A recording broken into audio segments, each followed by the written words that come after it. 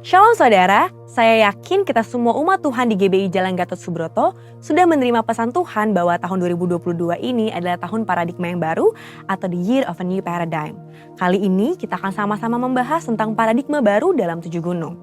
Namun sebelum itu, mari sama-sama kita pahami arti dari paradigma itu sendiri. Paradigma menurut Kamus Besar Bahasa Indonesia berarti suatu model atau contoh yang juga berarti kerangka berpikir. Setelah kita mengetahui arti kata paradigma, pasti timbul kembali pertanyaan dari dalam diri kita. Paradigma baru di dalam hal apa sajakah yang harus terjadi di dalam kehidupan kita sebagai orang percaya? Di dalam 2 Samuel pasal 6, kita membaca bagaimana Daud membawa tabut Allah yang melambangkan kehadiran Allah ke Yerusalem.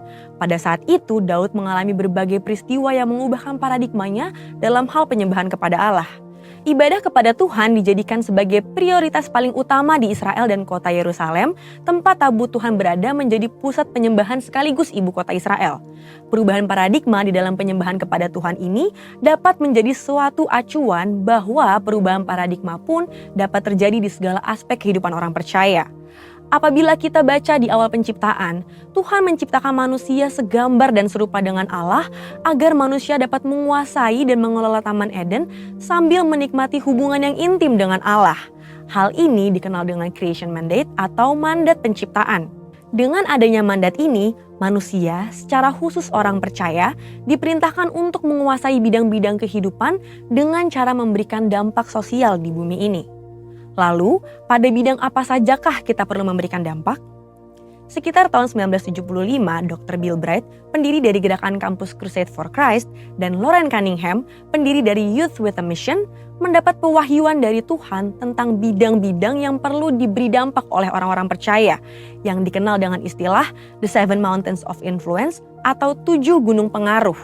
Bidang-bidang ini adalah arts and entertainment, business, church, development of the poor, education, family, dan government. Apakah ada kaitannya antara Daud membawa tabut perjanjian Allah ke Yerusalem dengan ketujuh gunung tersebut? Jawabannya adalah ada. Saudara terkasih, pada saat Daud membawa tabut perjanjian Allah ke Yerusalem, selain merestorasi bentuk penyembahan kepada Tuhan, Daud juga memperbaharui bidang-bidang kehidupan lain, yaitu 7 bidang kehidupan tersebut. Dalam Yesaya 43 ayat 18, Tuhan berfirman agar umatnya tidak lagi mengingat hal-hal yang dulu, termasuk kesuksesan yang pernah diraih sebelumnya. Mengapa? Karena Tuhan akan memberikan hal-hal yang baru bagi umatnya, yaitu suatu kerangka berpikir baru agar umatnya dapat memberikan dampak di dalam dunia ini.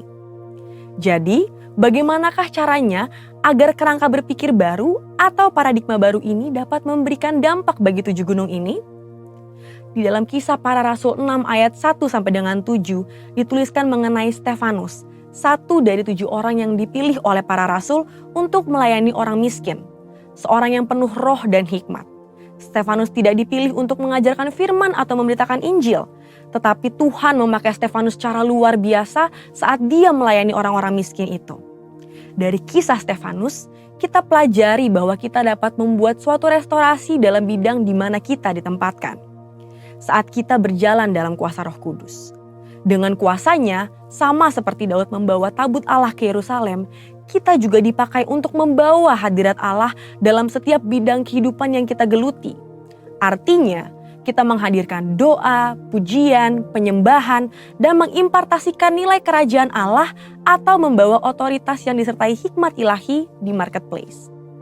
Di era Pentakosta ketiga saat ini, kita percaya bahwa Roh Kudus sedang dicurahkan secara luar biasa bagi anak-anak Tuhan menjelang kedatangan Kristus yang kedua kali. Oleh sebab itu, kita percaya bahwa pemberdayaan ilahi ini bukan saja akan mempengaruhi gereja Tuhan secara khusus, tapi juga akan membawa pengaruh bagi dunia secara umum. Tuhan Yesus dalam amanat agungnya memanggil setiap orang percaya untuk menjadikan semua bangsa murid-Nya. Artinya, kita dipanggil untuk membawa hadirat Tuhan dan membawa perubahan dan pengaruh di dalam pekerjaan, keluarga, tempat pendidikan, media, dunia seni dan hiburan, pelayanan pada kaum marginal, bahkan dalam pemerintahan negara kita. Kita harus yakin bahwa melalui pemberdayaan Roh Kudus, kita diperlengkapi dan dimampukan untuk membawa perubahan, pengaruh, dan dampak di ketujuh aspek tersebut. Dengan demikian, terjadilah suatu perubahan paradigma yang akan membawa jiwa-jiwa untuk semakin mengenal pribadi Kristus. Kita percaya bahwa inilah kerinduan Tuhan, yaitu supaya kerajaannya menjadi nyata di dunia ini. Sekarang pertanyaannya, sudah siapkah kita menjadi agen perubahan paradigma baru? Untuk artikel lengkapnya dari tim teologi kami, silakan klik link yang ada di atas atau scan QR Code yang tersedia. Tuhan Yesus memberkati.